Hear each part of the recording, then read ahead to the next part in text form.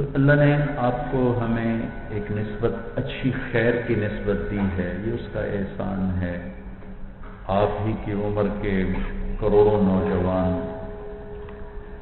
بہت غفلت کی زندگی گزار رہے ہیں، بہت معاصی کی زندگی گزار رہے ہیں۔ انہیں زندگی کا عنوان ہی معلوم نہیں کہ دنیا میں آئی کیوں۔ دنیا بھری پڑی، اب تھوڑے سے بچے جنہیں اللہ نے توفیق بخشی، آپ علم کی نسبت پر، اللہ کی نسبت پر، آپ کے پڑھانے والے بھی، آپ پڑھنے والے بھی، ایک بڑی خوبصورت نسبت پر آپ جمع ہیں۔ اللہ ہمیں اس سے محروم نہ کرے، یہ بھی بہت بڑی دولت ہے۔ زید بن اسلم حضرت عمر کے غلام ہیں، اس کی تھوڑا آواز ٹھیک کر۔ ان سے ایک شخص نے پوچھا کہ نیک نامی کی طلب بھی ریاکاری میں ہے؟ ایک آدمی چاہتا ہے میرا اچھا نام ہو، تو کیا یہ ریاکاری ہے؟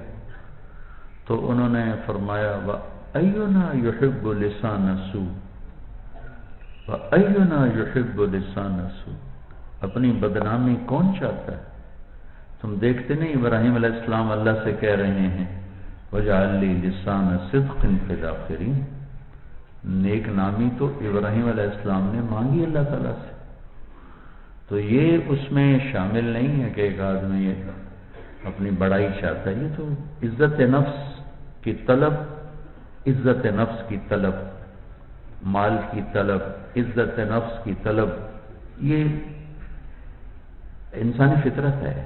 ہاں جو غلط ہے وہ حرص ہے۔ ما دیبان جائعان ارسلا فی غنم بافسد لها من حرص المرء علی المال والشرف لدینہ، جب دو چیزوں کی طلب کی بجائے حرص پیدا ہو جائے، مال کی حرص اور عزت کی حرص اگر پیدا ہو جائے تو پھر یہ بھوکا بھیڑیا اتنا خطرناک نہیں جتنا یہ آدمی خطرناک ہے، ممبر پہ بیٹھا ہو یا وہ تجارت کی چیئر پر بیٹھا ہو یا وہ صدارت وزارت کی چیئر پر بیٹھا ہو، اگر یہ ہوسناک ہے مال کے لیے، عزت کے لیے، تو انتہائی خطرناک ہے۔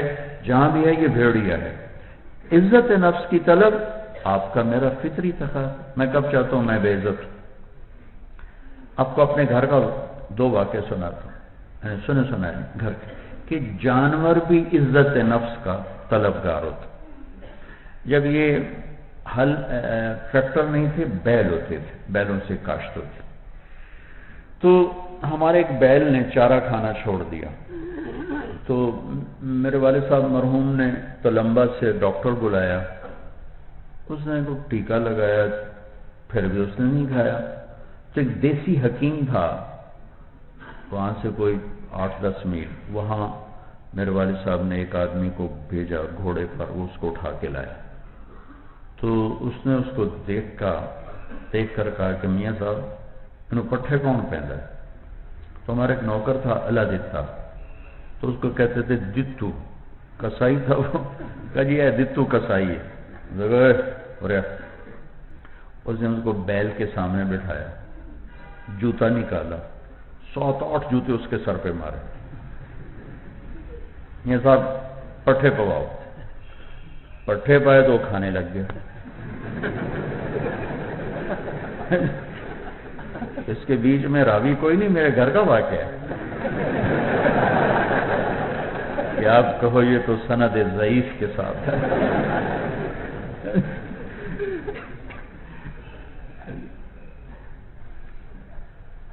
تو میرے والد صاحب نے پوچھا یہ کیا چکر؟ کہا یہ کچھ بھی نہیں، ٹھیک تھا۔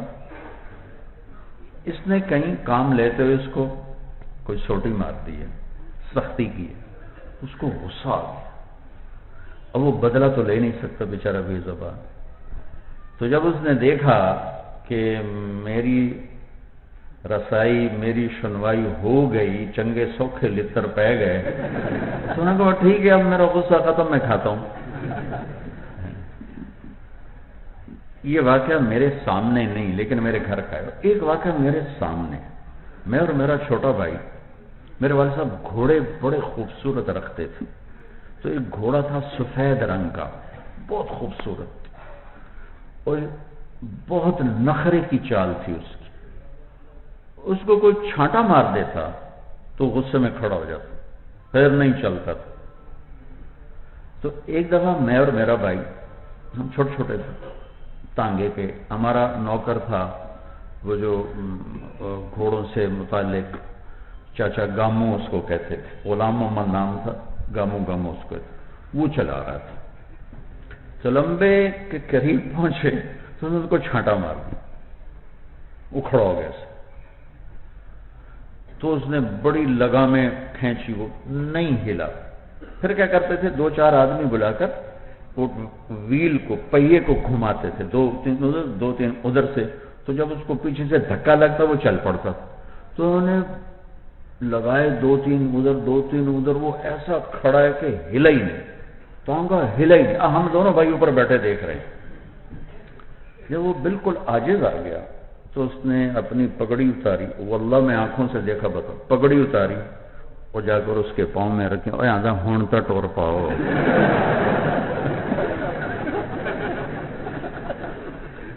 اور یہ کہہ کر اس نے پگڑی سر پہ رکھی، آگے جو لگام اٹھائی تو چل پڑا۔ عزت نفس کی طلب تو جانور میں بھی ہے، انسان میں کیسے نہیں ہوتی؟ تو یہ دو الگ چیزیں ہیں، ایک ہے حرص، نمایاں ہونے کے حرص، ایک ہے عزت نفس کی طلب،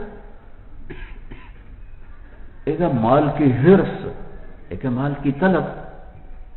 فانتشروا فی الارض وابتغوا من فضل اللہ فامشوا فی مناکبها وکلوا من رزقہ، یہ تو خود اللہ کہہ رہے ہیں۔ جب ہوس آ جاتی ہے پھر وہ انسان نہیں رہتا، پھر وہ درندہ بن جاتا ہے۔ اس لیے آپ نے اس کو بھوکے بھیڑیوں سے بھی خطرناک قرار دیا کہ دو بھوکے بھیڑیے دین کو اتنا نقصان، بکریوں کو اتنا نقصان نہیں پہنچاتے جتنے یہ دو جذبے انسان کے دین کو برباد کر دیتے ہیں اور تباہ کر دیتے ہیں۔ تو طلب تو ایک فطری چیز، اللہ نے ہمیں ایک نسبت دی، وہ میں یہ کہہ رہا تھا، اور حدیث قدسی ہے، اذا مات العبد واللہ یعلم منہ شرا، آدمی کے مرنے پر اللہ تو جانتے ہیں نمبر دو آدمی، وَيَقُولُ النَّاسُ فِيهِ خَيْرًا، لوگ کہنا شروع کرتے ہیں بہت اچھی تھی، وہ تو تہجد گزار تھے، وہ امدادیہ میں صدر مدرس تھے، محتمم تھے، امام مسجد تھے، تو ہر سال حج کرتے تھے، اعتکاف بیٹھتے تھے، مؤذن تھے، بڑے عالم تھے، بڑے نیک تھے، بڑے تبلیغ والے تھے، بڑے سفر کیے، نیک نسبتیں بے شمار ہیں۔ تو کسی نیک نسبت سے لوگ تذکرہ شروع کر دیتے۔ میں گھر پر تھا تو مجھے فون آیا کہ جی وہ بلال مسجد کے مؤذن فوت ہو گیا، اس کا نام رمضان تھا، اس کا نام یاد۔ تو فون کرنے والے نے یہ نہیں کہا کہ چاچا رمضان فوت ہو، کہ جی بلال مسجد کے مؤذن فوت ہوئے۔ کھٹ یہ حدیث میرے ذہن میں آئی، اس وقت تھک کر کے حدیث آئی میرے ذہن۔ تو جب وہ آدمی پیش ہوتا ہے تو اللہ تعالیٰ کہتے ہیں قد قبلت شہادت عبادی لعبدی فعفوت عن علمی، مجھے تو پتا ہے کہ تم غلط آدمی ہو، لیکن یہ میرے بندے تیرے بارے میں اچھی باتیں کر رہے ہیں، تو میں اپنے علم پہ فیصلہ نہیں کرتا، اپنے بندوں کے علم پہ فیصلہ کرتا ہوں۔ بہت اللہ نے اعلیٰ نسبت ہمیں دی، اور پھر اللہ ویسے ہی مہربان، ویسے ہی ہے۔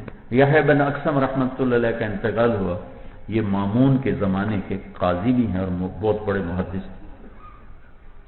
تو وہ کسی کو ملے تو انہوں نے پوچھا آپ کے ساتھ کیا ہوا؟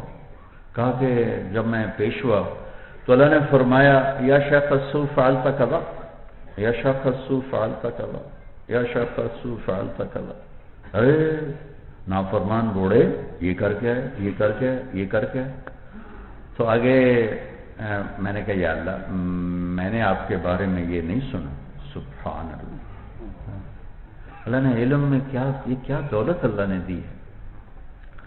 یا اللہ میں نے تو آپ کے بارے میں یہ نہیں سنا. اب اچھا ما بلغت عنی، کیا سنا ہے؟ کہ یا اللہ